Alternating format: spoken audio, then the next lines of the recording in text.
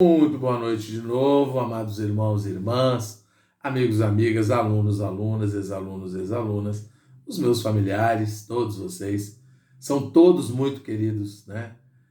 Não tem nenhuma preferência aqui, a gente só está criando uma corrente para a palavra de Deus, para a mensagem de amor do Senhor, para esclarecimento de muitos assuntos que estão na Bíblia e muitas vezes as pessoas criam tantas e tantas polêmicas, mas não leiam onde está a referência efetiva.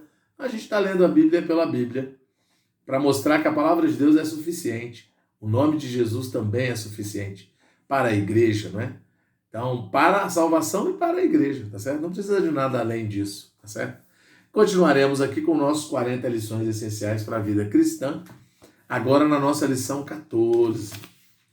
A revelação acerca das 7 igrejas em Apocalipse, a igreja em Esmirna. Antes disso, eu só quero dizer em quais os séculos as igrejas estavam, né?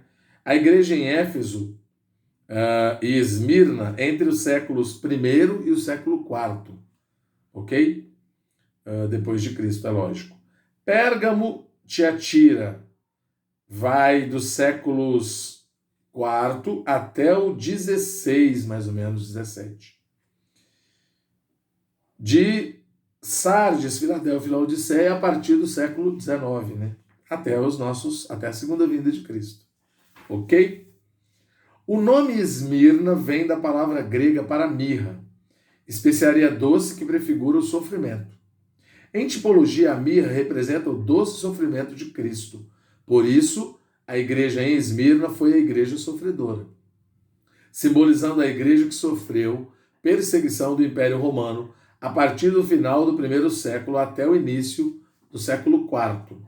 Inicialmente, ainda nos dias dos apóstolos, a igreja sofreu a difamação do judaísmo. Em Apocalipse 2:9, o Senhor disse que conhecia a blasfêmia dos que a si mesmos se declaravam judeus e não eram, sendo antes sinagoga de Satanás.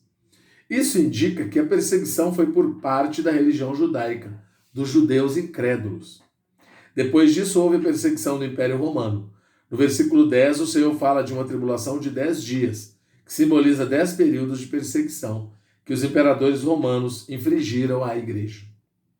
Vencer nessa época era sofrer a perseguição e ser fiel até a morte. Aos que assim fizessem, o Senhor disse que lhes daria a coroa da vida.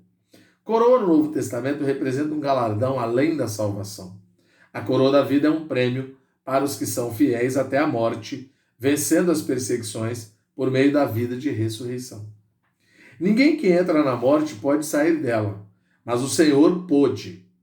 A morte não teve poder para retê-lo. Isso é ressurreição. Essa vida vence a morte. Deus vê a igreja como um ser que pode suportar a morte. As portas do Hades estão abertas para tragar a igreja, mas não conseguem vencê-la, nem mesmo confiná-la, porque sua natureza é de ressurreição. Os sofrimentos que ela sofre apenas provam que ela pode suportar a morte. O que passa pela morte ainda permanece. É ressurreição. Mesmo em nossa vida, há momentos assim. Quando encontramos provações e tentações, a oração pode cessar e talvez seja difícil até ler a Bíblia. Alguns podem dizer que estamos acabados, mas logo depois nos erguemos e a vida de Deus se expressa em nós novamente. O que acaba após a morte não é ressurreição. Ressurreição é o que continua depois da morte. A igreja tem um princípio básico. Ela consegue passar pela morte e não pode ser sepultada. Além disso, o Senhor diz que o vencedor de nenhum modo sofrerá dano da segunda morte, que será o tratamento de Deus sobre os homens após a morte e ressurreição. Será o último acerto de contas. Está lá em Apocalipse 20, de 11 a 15. Uma vez que os vencedores venceram a morte por sua fidelidade e já não precisarão ser tratados por Deus, quando ressuscitarem não sofrerão dano da segunda morte, não serão tocados por ela. Isso indica que os que não vencerem serão tocados por ela. Então vamos lendo aí os versículos. A condição da igreja sob a perseguição do Império Romano. Apocalipse 2, de 8 a 11. Vamos ler lá, Apocalipse 2, de 8 a 11. Ao anjo da igreja em Esmirna, escreve: estas coisas diz o primeiro e o último, que esteve morto e tornou a viver. Conheço a tua tribulação, a tua pobreza, mas tu és rico. E a blasfêmia dos que a si mesmos se declaram judeus, e não são, sendo antes sinagoga de Satanás, não temas as coisas que tens de sofrer.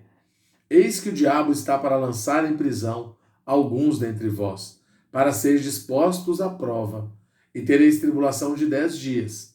Ser fiel até a morte, e dar-te-ei a coroa da vida. Quem tem ouvidos, ouça o que o Espírito diz às igrejas.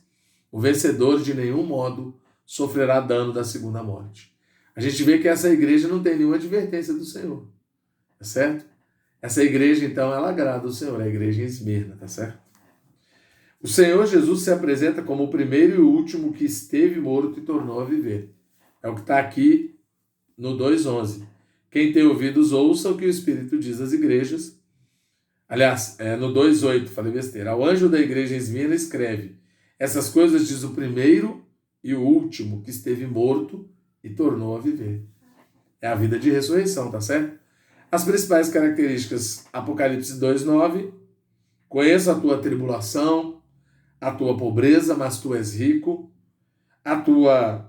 e a blasfêmia dos que a si mesmos se declaram judeus e não são, blasfemando contra os irmãos e contra as pessoas. Ok? E por último, as advertências que está lá em Apocalipse 2:10. Não temas as coisas que tens de sofrer, eis que o diabo está para lançar em prisão alguns dentre vós, para seres dispostos à prova, e tereis tribulações de 10 dias. Ser fiel até a morte, e dar-te-ei a coroa da vida. Você sabe, né, do Império Romano, que lançava os cristãos que não negavam o Senhor na arena, tá certo, galera? Isso é algo pesado, mas aconteceu, tá certo? A promessa do Senhor aos crentes vencedores, a gente fecha aqui, já li, mas vou ler de novo, Apocalipse 2:11. Quem tem ouvidos, ouça o que o Espírito diz às igrejas. O vencedor de nenhum modo sofrerá dano da segunda morte. Né? Muitas vezes as pessoas falam, e as pessoas que continuam sofrendo pelo Evangelho na Índia, em países comunistas, por exemplo, como a China, na Índia porque os muçulmanos e os hinduístas não gostam dos cristãos. Na Rússia ou na União Soviética, esses também fazem parte, né, desse processo de sofrer pelo Senhor. Não que você procure isso, tá certo, galera?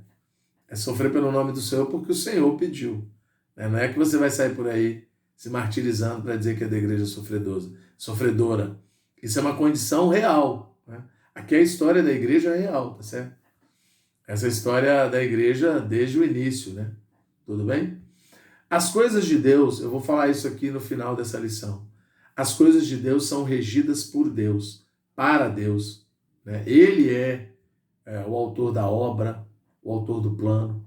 Nós somos instrumentos na mão do Senhor. Nós somos barro, né? Um vaso na mão dele, e ele nos molda. Ele nos sabe como fazer para a gente tomar a forma que ele deseja, tá certo? Então, quando a gente fala de igreja, é isso. É estar junto com aqueles que creem no mesmo Deus, né? Nesse Deus único, verdadeiro, né? Nessa verdade absoluta, nessa verdade eterna, essa verdade essencial, fundamental, né? Há um só Deus, né? Um só batismo, uma só fé, tá certo?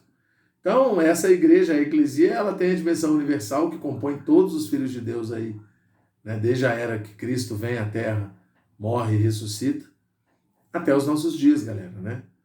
Esse povo todo tá aí, certo? Fazem parte dessa Assembleia Universal, dos chamados para fora do mundo, fora do pecado, para fora de tantas coisas, ok?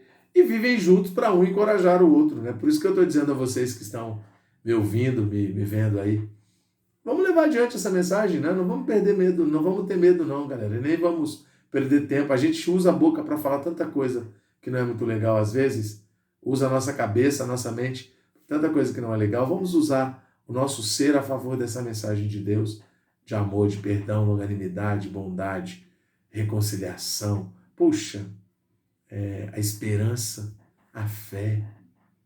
Puxa, vamos levar adiante isso, tá certo? Que Deus abençoe a todos vocês. Eu realmente estou muito alegre com tudo que tem acontecido aqui nesse canal. Eu já disse isso, né? Eu ganhei outra vida mesmo, de verdade, quando Deus me deu esse sentimento de continuar usando esse espaço para falar dele, né? Eu realmente amo fazer isso. Eu já disse a vocês, não sei editar os vídeos talvez direito. Estou aqui usando o celular, a luz aqui. Comprei uma lâmpada mais potente, não ajuda muito. Depois a gente vai arrumando outras coisas, tá certo? Mas eu agradeço a Deus demais da gente poder falar dele livremente, levar essa mensagem adiante. Essa igreja sofredora, né? Ainda hoje existem pessoas em países que não podem, não têm acesso ao evangelho. É um privilégio para nós, né? Na China existem lugares que as pessoas, quando recebem a Bíblia, fazem festa, né? Porque existe ainda muita restrição ali, né? Em muitos países ainda existe essa resistência, essa restrição. Nós estamos num país que a gente pode falar disso livremente, falar do amor de Jesus, o amor dele pelo homem, pelas pessoas. Quando Jesus resume o mandamento original bíblico, a gente tem que aprender a se encorajar para praticar isso, galera. Amar a Deus e amar as pessoas, né? Qual é a matéria-prima de Deus? As pessoas. Ele falou para Pedro, para os discípulos: vou fazer vocês serem pescadores de homens. Não que o homem pesque o outro, mas a vida de Deus em um homem é capaz de pegar outras pessoas. É a vida de Deus que ganha as pessoas, não é a nossa capacidade. A Bíblia diz que não é nem por força, nem por poder, ou nem por violência, mas pelo meu espírito, diz o Senhor. Então as coisas de Deus, elas são todas dentro de uma dimensão de Deus, tá certo? E a gente tem que ter sempre paciência com quem não quer ouvir, porque é natural, as pessoas não querem mesmo ouvir às vezes, né? Querem ouvir sobre tantas coisas, às vezes não sobre essa mensagem, mas a gente não pode desistir, a gente tem que perseverar, ok? Tá certo? Que Deus abençoe a todos realmente aí. Uma ótima noite para todos vocês.